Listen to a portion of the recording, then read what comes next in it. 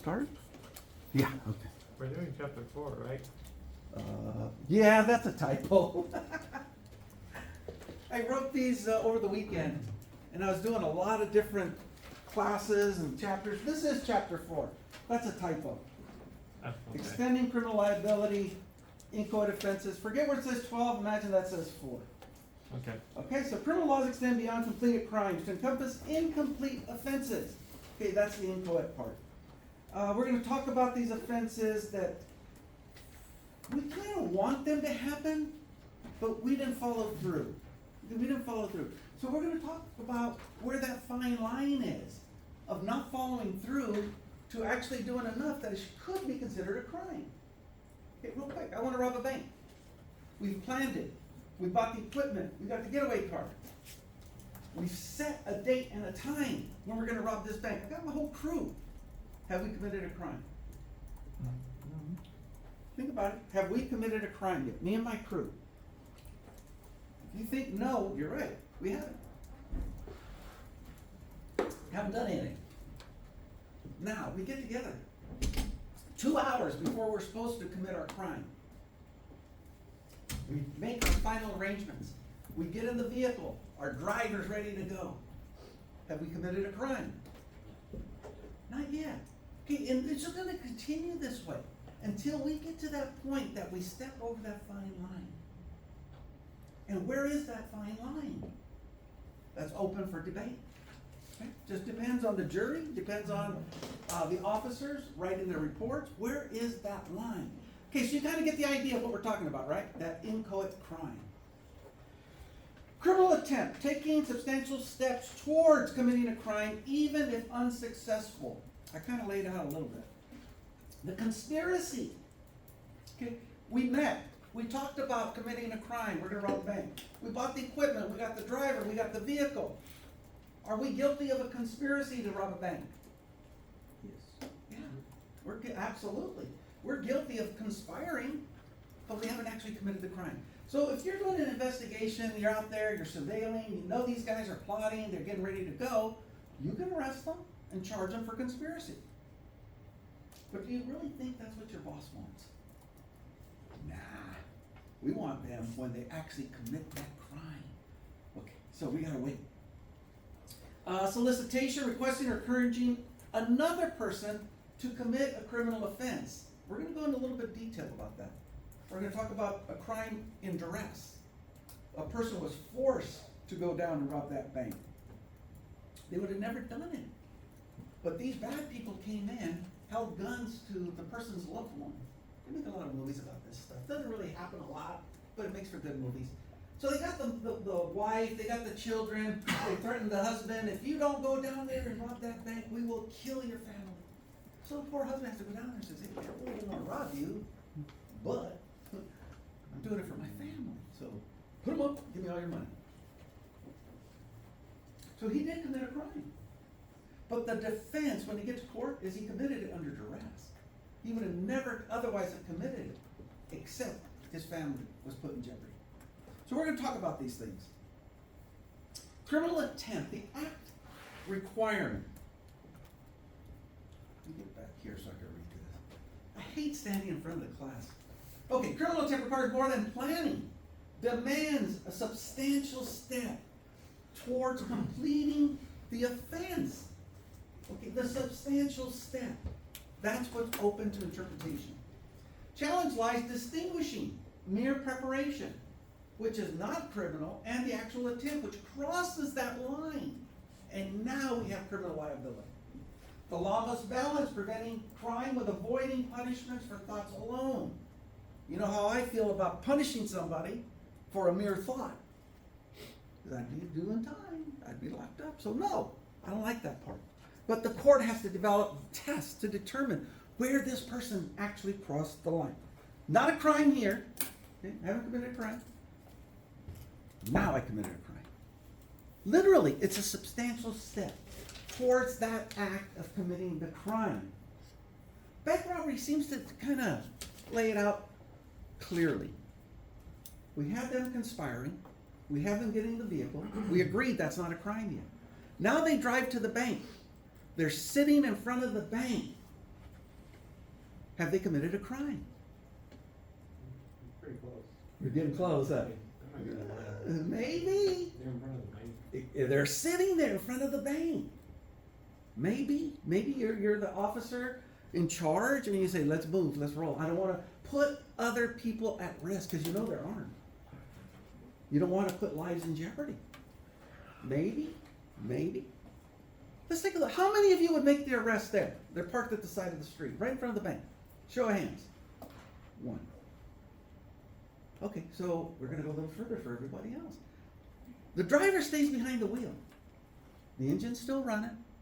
3 men exit with hoods on. Exit the vehicle and start making their way to the bank.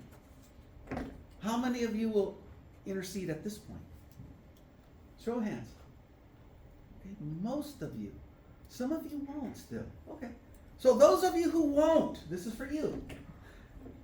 The 3 individuals open the door to the bank. And it's got a little sally port. There's 2 doors. They open the first door. They all 3 step inside. Those of you that did not put your hands up yet, would you agree now they've committed a crime? Show of hands? Yeah, at that point, once they've breached, they've actually made entry. I still didn't see everybody's hand go. Okay, so here's something you can say. I didn't see everybody's hands up. Who would not, let's go this way, who would not intercede with the individuals in the little sally port area of the bank? Anybody that would not take them down? Okay, so you would, yeah? Okay. How far would you go? To the second door, maybe? There in the lobby? Maybe we'll get some money. Oh, you're gonna wait till I actually put it and say, give me your money? Catch them going out, maybe? Yeah. Okay. People do that. Yeah, people do that. It's tough. It's really tough. We had different scenarios here, different points where you guys would take action. I think Gio was the first, because he doesn't want to get anybody hurt, all the way till, we're gonna wait till they come out with the money. Who's right? Who's right? Who's right in this scenario? Well, I am, of course. You are. That's the right answer. Who's ever making the call? Who's ever that officer in charge? If it's Gio, he made the right call. It's Matt, right? Is it Matt? Yeah, if it's Matt, he made the right call. Because everybody's meter is a little bit different. Okay, we interpret things a little different. We want more of a commitment. If you're Matt, I want to see them actually coming out with the money. Hopefully they didn't hurt anybody inside here. Boy, you're gonna have to answer some questions. But we said they didn't. They came out, you took them down as they exited. You took them out as they went in. They're both right. It's just a matter of interpretation and how you're gonna present this case to the court. Get ready for that. Here's a test for determining criminal attempt. This is a good one. The last step. I kind of tried to illustrate that. Physical, here's a line. I stepped over that. The last step. That's, again, open to interpretation, very objective. Actor must take that final step towards a commission. Difficult to prevent intended offense. That's more those of you that waited for our criminals to actually make entry into the bank. Okay, that would be that point. Or them exiting the bank after they've already committed the crime. Physical proximity test, traditional common law standard requires acts immediately connected to the offense. In order for someone to commit the crime, they actually have to be there. That's all they're saying. Physical proximity. But is that really true? Think about it. Do I actually have to be there to rob that bank? Remember, in the law, the question is always, it depends, or maybe. It really is, because there's so many variables. What if, again, I'm holding Gio's family at gunpoint and telling him he has to go rob the bank? I was never near the bank. Did I commit a crime? Absolutely. So that proximity test only works if there's not duress or some other circumstance. If it's just a straight bank robbery or a criminal act, then the proximity test does work. You have to be there in order to commit the crime. Dangerous proximity, Justice Holmes' test requires conduct dangerously close to succeeding. Those of you that stopped the crime once they were in the little airlock area, I call it a Sally port, but the airlock area. That's pretty damn close. They've prepared, they have the ability, they have the means, they have the opportunity. It's time to bolt and make an arrest. That would be dangerous proximity, and then the substantial step test. Model penal code standard adopted by most states and federal courts. So what is the model penal code? Does California use the model penal code? Say yes or no. Does California use model penal code? It's a trick question, guys. It's no. Nobody does. Okay, nobody uses it. It's only a template, remember? That the states use to copy their own penal codes from. And if you're lazy, it's a hell of a good head start. Yeah, that's exactly what I would do. Somebody already wrote the rules. I would just refine them and adopt them for my area. All right, defense to criminal attempt. Abandonment and impossibility. Abandonment. Voluntary renunciation of a criminal intent requires complete withdrawal from the intended course of action. I don't want to rob this bank. We gotta stick to this bank scenario. 3 guys got out. My culprits, my partners got out to rob the bank. I'm sitting in the driver's seat. I changed my mind. I don't want to do this. I drive away. Did I abandon the criminal act to the point where I'm no longer culpable for a crime? Think about it. I changed my mind. I drove away. Am I still guilty? Am I an accessory? Yes. Bob Williams like that. Yeah, I'm still guilty. But I've kind of minimized my involvement. Most likely I'll be a state witness. I'll be the rat eating the cheese, telling on my friends. And that's how I get off with this crime. It was too late. But what if we're driving to the bank and I tell everybody, I'm not doing this, and I turn around and go back and say, you guys want to rob the bank, you do it on your own. How about that timeline? Will that work now? Am I still culpable? No, I got nowhere near the bank. Proximity test. I didn't get anywhere near the bank. I drove 2-3 blocks down the road, changed my mind, turned around. So, in that case, I've abandoned it within reasonable time. I should be okay. My buddies ain't gonna like me, but oh well. Impossibility. Factual impossibility. The completion was it's just impossible.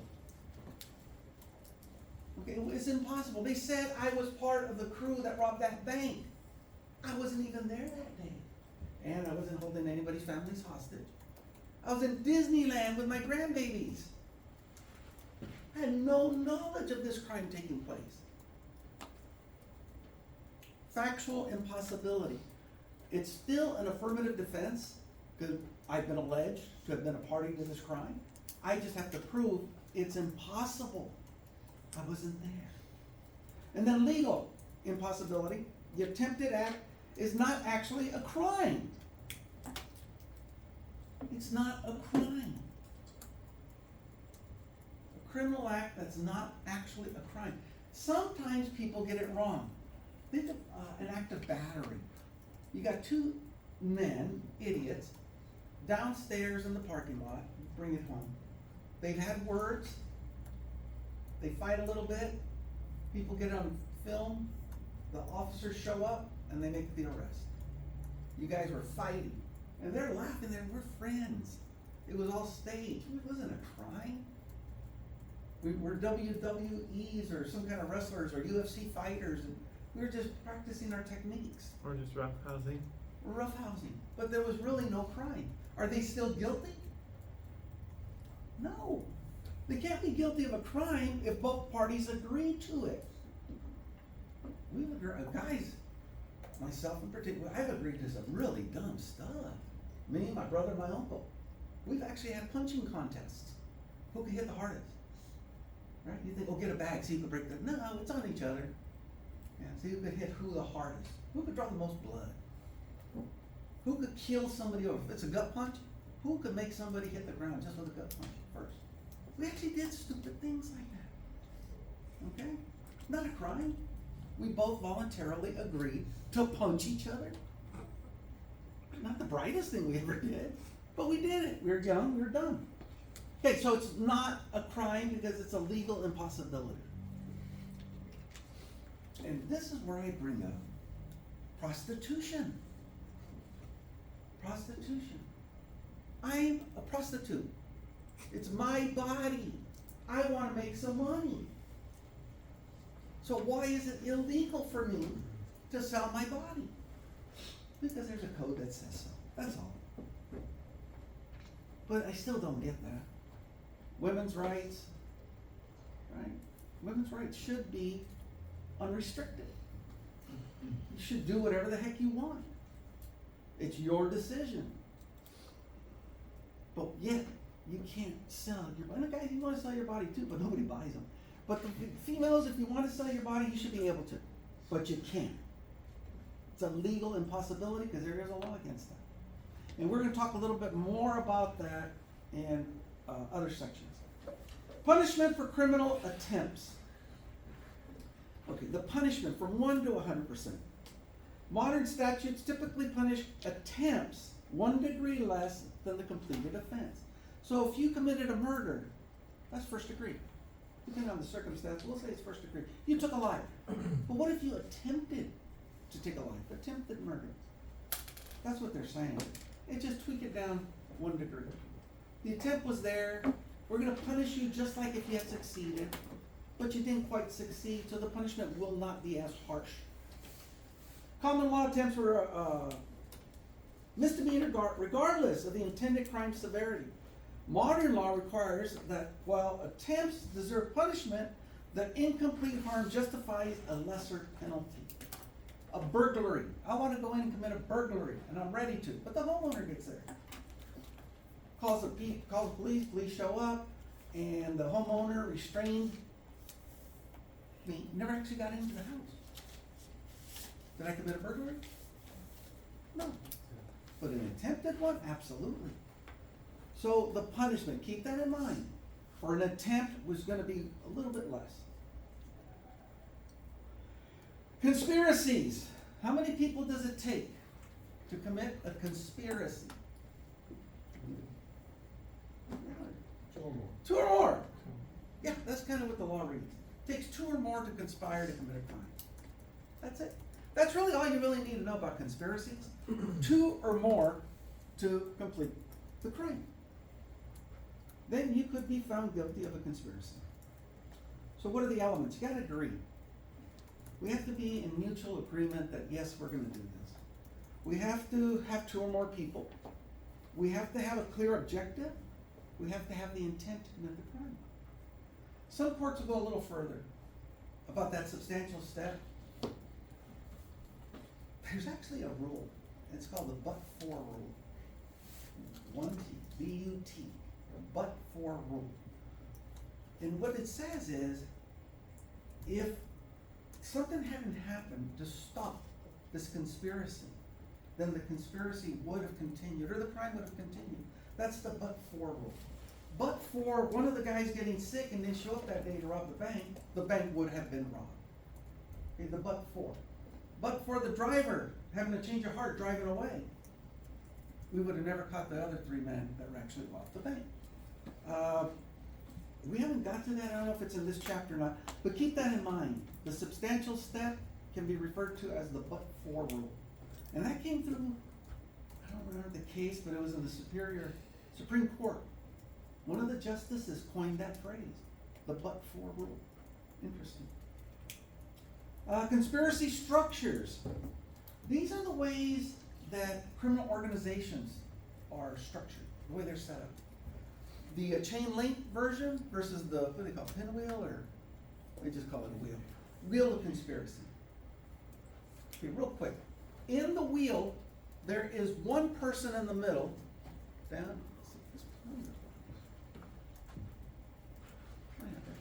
Right here. Okay, one person is here, they're the shot callers, and they control all the action.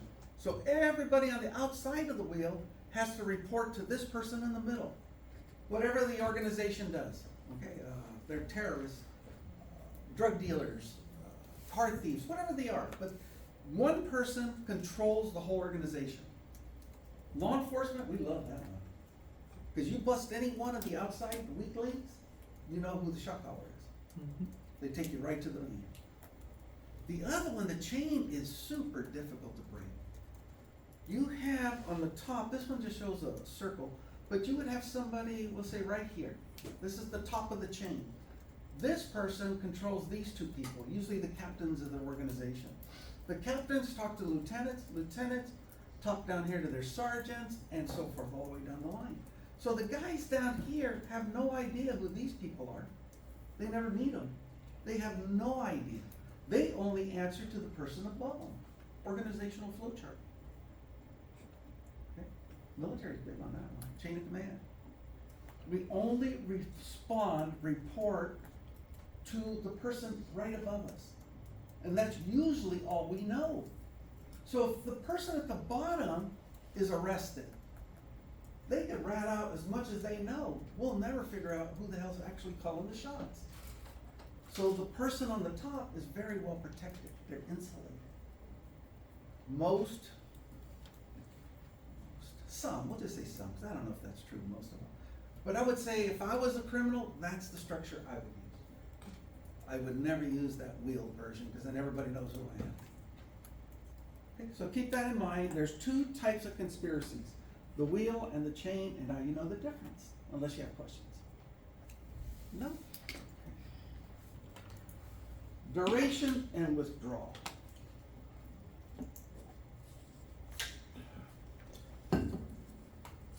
Conspiracy begins when we've reached an agreement that we're gonna, listen, we're gonna stick to the bank, we're gonna rob a bank. I got my crew with me. These four people right here, sorry, Cindy, these four people right here are in the know. We get together, we plan, we plot. Okay, so we've done that, we've conspired, we have a plan. Then it continues until criminal objective is completed or abandoned. We set the date, we set the time, we have our drivers, we roll on this date. We show up at the bank. Nobody knows about it, so nobody stops us. We go in, we rob the bank. We leave, and everybody's still together. Withdrawal defense must communicate withdrawal to conspirators and notify law enforcement. But what if Patrick is the weak link? He just wants us to think he's going along with us, but he's already been talking to the cops, saying this is the date, this is the time, and him and Matt been working together. That's the cop. He's gonna wait till we finish robbing the bank. We come out of the bank and there he is with his guys. They take us all into custody, Patrick along with us, because they gotta protect their informant. But once they get them to the station, they separate, they always do, they'll separate the conspirators and question them individually. And that's when we thank him for his service. You're a great guy, we'll take care of you, don't worry. He's dead within the week. Okay, under Pinkerton rule, conspirators are responsible for acts of co-conspirators taken into conspiracy. We plotted and planned a clean bank robbery. That was the plan. But while we're in the bank, Gio got freaking trigger happy. He decided to start shooting people. So what are you doing? That was never part of the plan. Well, guess what? Everybody in that conspiracy just bought that ticket too. Because he decided to shoot, maybe took a couple lives, but injured some significant injuries to some people. I had no intent to shoot or hurt anybody, but I'm gonna be charged right along with that shooting. Does that make sense? Yeah, I was still part of the plan. So that's what that little caption says. Conspirators are responsible for the acts of the co-conspirators. That's extending liability. Anything any one of us does during the commission of that crime is responsible equally. That's pretty bad. Here we go, solicitation. We're gonna talk about solicitation. I think entrapment's gonna pop up too. Criminal solicitation involves requesting, encouraging, inducing another to commit a criminal offense. Unlike a conspiracy, no agreement is actually required. The crime is complete upon the solicitation itself, regardless of the other party's response. We all agree to rob the bank. Jim really never wanted a part of it, but he's my little brother. And I pressured him to go along with it. He didn't want to do it, but he didn't want to let me down either. So I solicited his involvement. He's still guilty, because he went along with it. Solicitation. Rationale that is unsuccessful solicitors will likely continue attempting to procure criminal conduct until successful. The harm lies in the persistent effort to corrupt others. Think of drug dealers on the street trying to get kids to push their drugs for them. Why? Because kids get less of a punishment if they're caught. So they really push, and they push hard. And if the kid doesn't cooperate, sometimes bad things happen. So they cooperate. So what they're saying is the person applying that pressure is guilty of soliciting someone else's criminal behavior. You see that a lot in gangs and in criminal offenses. Model Penal Code, let's see, did they talk about this one? No. Parties to a crime. Oh yeah, okay, good. So we got the principle, we know the principle, that's pretty much cut and dry. The shot caller, the main guy, the leader. We know who the principal is, they're usually pretty defined. The accomplices, okay, the accomplices sometimes go and come. Sometimes they play a very small role. Maybe we get somebody's relative to actually buy the guns for us or buy the ammo for us. Okay, they played a small role, they're an accomplice. Sometimes knowingly, sometimes unknowingly they participate. This is the interesting one, the accessory. There's two types of accessory. The accessory before the fact, the accessory after the fact. Okay? Before the fact and after the fact. After the fact, one who provides assistance to avoid detection after the crime is completed. If the accessory after the fact aids and abets, they just bought into that crime too. They can be charged. So say it was a murder. They aided and abetted. Now they're going to be charged. Accessory after the fact, aiding and abetting a murder. The penalty will be that of a murder. Yeah. Would you be an accessory if you knew of the crime and didn't let like an officer know? Sometimes. Yeah, that's a good question. Would you be guilty of a crime if you knew it was going to happen, did nothing? Yeah, sometimes they can also arrest you as an accessory before the fact, what I was talking about. You had instrumental knowledge, but they gotta prove that too, see? And that's where it gets real difficult to prove.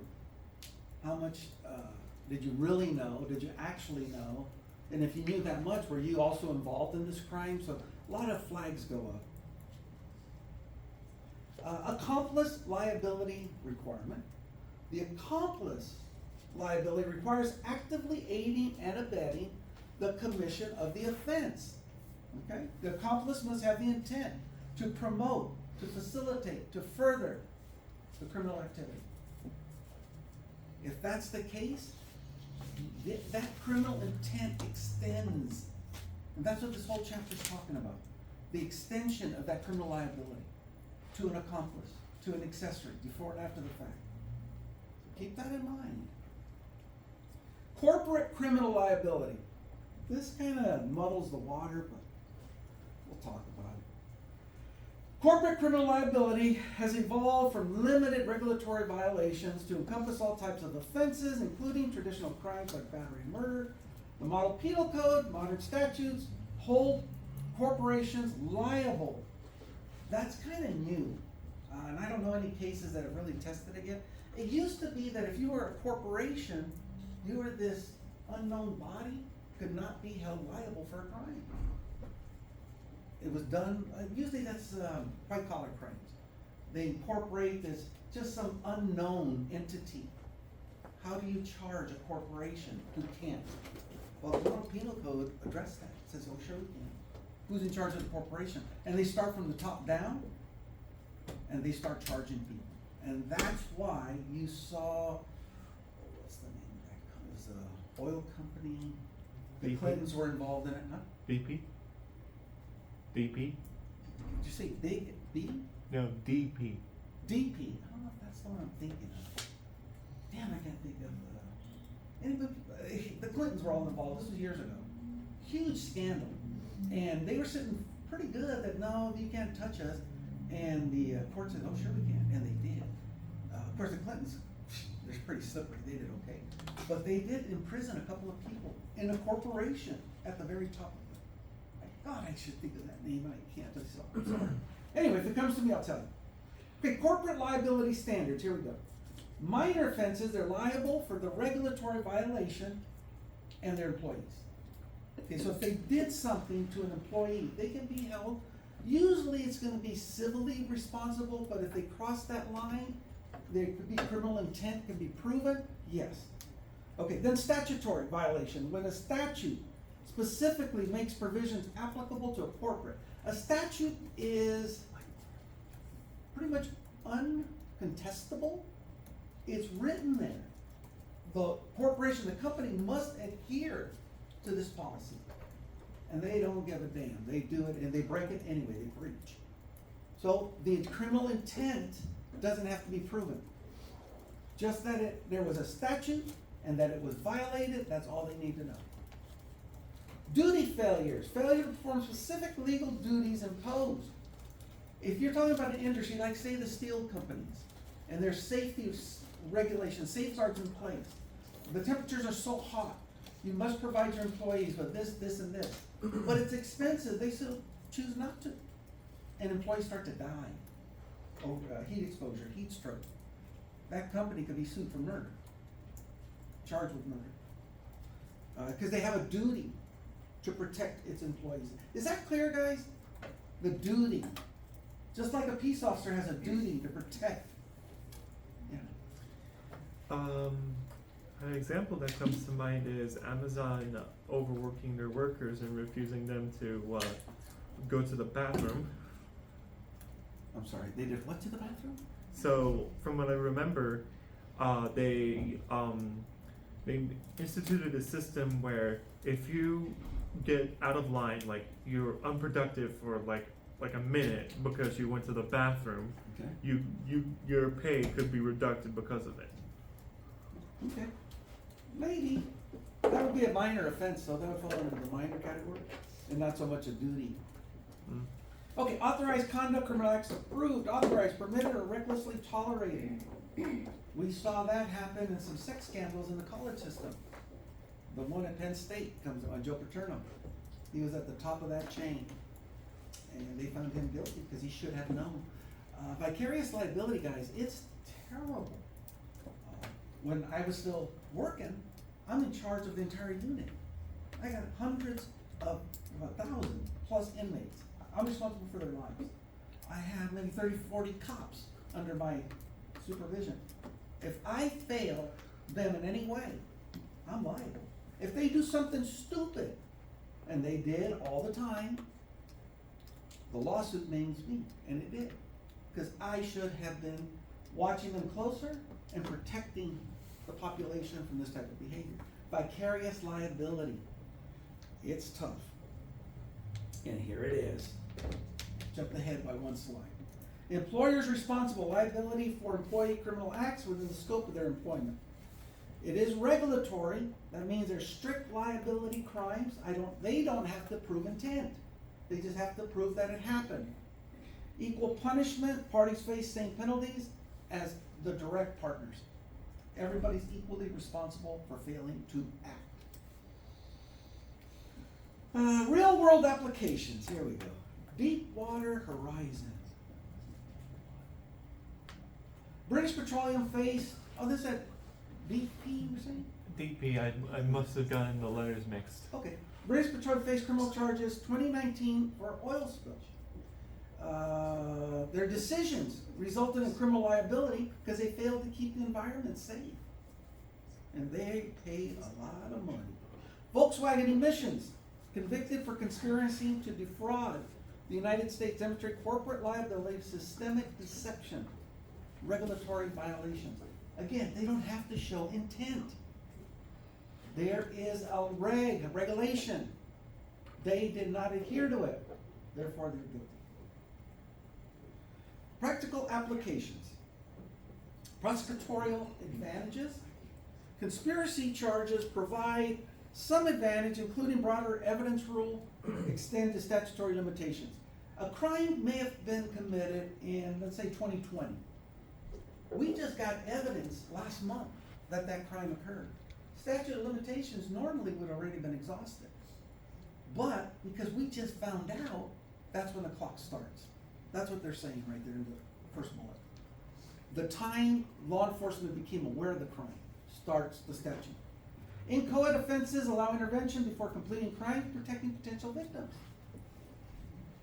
You have information that this person intends to harm this person. They're gonna do it on this date at this time. You know they're gonna have the opportunity, so you surveil them. You see the person approach the other person, the potential victim. You're the officer. You know this person intends to cause this other one harm. When do you get involved? Do you wait until after the act, until he's done beating the crap out of him, and okay, now I got you? Or do you stop the act before it happens? Okay. Prevention. According to this bullet, it says we don't want anybody to get hurt. So that substantial step again. You want to get involved just before the act is about to occur. And that happens, we showed a little while ago, everybody has a different interpretation of when to get involved. And that's okay, that's expected. Network disruption, conspiracy prosecutions can dismantle entire criminal organization, not just individual actors. You know, RICO, reminds me of the RICO Act, back in the mafia, in the mob days. They could never get to the shot callers. They took out the underlings.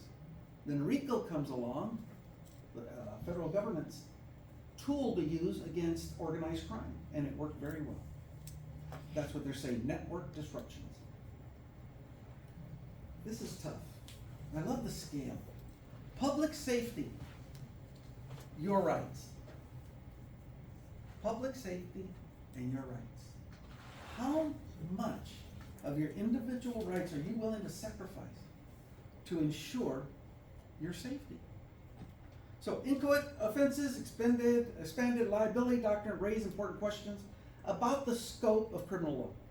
While these concepts enable prevention of harm, they also risk punishing individuals for incomplete actions.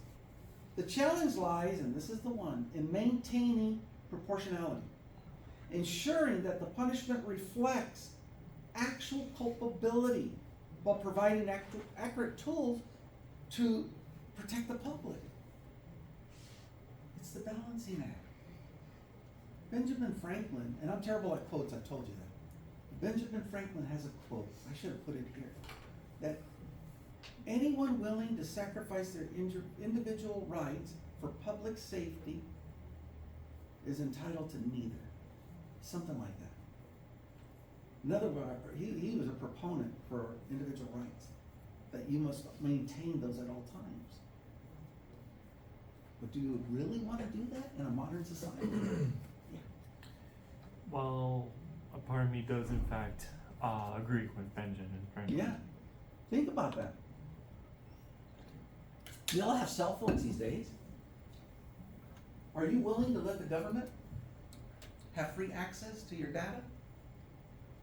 Your photos, your Facebooks, your texts, your emails. Let's show a hand. Who's willing to sacrifice complete access to the federal government? Ooh, that's amazing. How about some access? Some access. We don't know what it is, but some access to your personal private data to ensure your personal safety. Who's willing to do that? Nobody. Okay. That makes it tough. It's really tough. Take that shooting that happened in Minneapolis, Minnesota, at that church. 23-year-old kid. There's a shotgun, automatic rifle, or semi-automatic rifle, and a handgun. You guys heard about that one, right? Yeah. Went to the church, shot through the stained glass windows, opened fire. While the kids, the children, were in there was mass going on. It was, I think, the third day of school. I believe it was a Wednesday. opened fire. Ended up killing 2 children, injuring a lot of other people. If the government would have had access, and I'm not saying there's anything to know here, but if they would have had access to this person's individual private information, maybe they could have prevented that crime. Would that have been okay then, in your opinion? Would it have been okay for the government to have access to that individual's personal, private data? Nobody? So you don't care if these kids got slaughtered? I have, One does, man. it's all part of the balance that Yes. you're discussing. Like, That's what I'm it's- pushing, G. We only care when it affects us Exactly. personally, Yeah. right? Like 9/11 or all of these things that happen, Yep. that's when we pay attention. Thank you. Because that's exactly what it is. Hang on. That's exactly what happens. Right now, these are people sitting in Minnesota. What the heck? Enjoy your fair weather and all the water. We don't care. But when it happens to you or your loved ones, sometime you're gonna care a little bit more. And you may be willing to sacrifice a little bit more of your individual rights, yeah. I would like to look back at other times when the government has overreached over individual rights. Sure. One particular example would be the Sedition Acts under the Woodrow Wilson's administration during World War I. Okay. Not to mention the Patriot Act, which Yeah. also encroaches on individual liberties. Okay. Those are essentially government overreaches of public safety. They're saying, don't worry, we'll keep you safe while we look over your shoulder. Isn't that happening right now? Look at what the president did in Washington, D.C. Brought in federal troops. People are in an uproar. Can't do that. The mayor had to change her heart. Now she's saying, thank you for doing that. He's threatening to go into Chicago and other cities, urban cities like that with high crime rates. They're in an uproar, protesting. You can't do that. You're actually right, you can't. Technically, you need to be called before you invoke the National Guard. But at what point, say you're a resident in Chicago, at what point are you going to say, you know, screw this, I'm tired, I can't even go outside. I don't know how many people are killed every day. Or is that just something you're willing to live with? It's so freaking tough. I don't have the right answer, guys. And I'm not here to preach to you saying, oh yeah, you should think this way. Never. I don't know. But just be aware of what's going on. You should have an opinion. And be open. I will ask that. Be open to what other people are saying. Don't condemn them for what they believe. You don't have to agree with them, but hear them out. And they should do the same for you. That's the only way we're gonna be able to have a better state, a better town, a better country. Balancing act is tough. Okay, so we talked about inchoate crimes, collective responsibility, institutional accountability, we talked a little bit about that, and the balancing justice. It is tough. Okay, if anyone goes into law enforcement, thank you, and boy, think about it twice, because it is a wonderful career, but the toughest job you'll ever do. You have control over another individual. There's nothing more important than respecting that individual's rights. You better be damn right. If you want to apprehend an individual, effect an arrest, question them, you need to make sure that you're right. Mistakes do happen.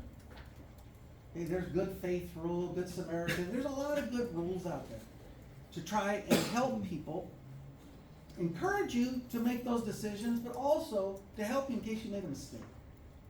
Okay? Everyone makes mistakes. Let's see. Does everyone make mistakes? Yes, obviously. Yeah. Is anybody in here that's never made a mistake besides me? Shit, I make a ton of mistakes every day just getting here. Okay, so we all make mistakes. Bless you. Thank you. All I ask is be tolerant of other people when they make those mistakes. They make their mistakes. Don't be so quick to be critical. That doesn't help anybody. It really doesn't. And the last thing is don't judge. Okay, don't judge anyone. We're nobody to be judging anybody. Okay, if you think you have the, oh, I'm gonna judge this person because they did this and this, and they should go to hell, condemn them. Don't do that. Because we just don't know. So don't, yeah, you're laughing. Yeah, don't be the judge. My family, my God, they're full of judges. Everybody knows everything about everything. And I'm the heathen. Okay, I'll be the heathen. But please, be more tolerant, be open, listen to one another, don't judge anyone. I think that's all I got for you. If you have questions, stick around. If you don't, have a nice rest of your day. See you next week. Oh, before you do leave, I do have some information I got to share with you. Hang on, this would be real